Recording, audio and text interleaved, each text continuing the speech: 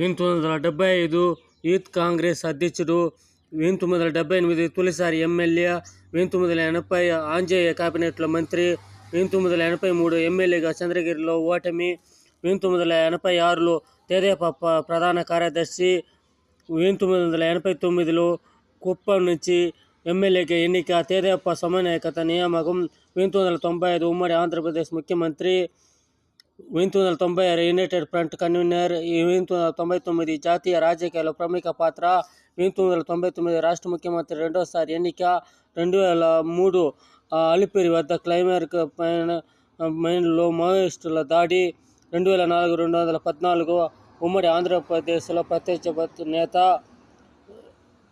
ఈ విధంగా ఉంటుంది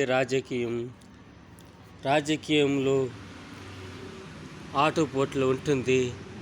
అన్నీ సరిచేసుకొని పోవాలా.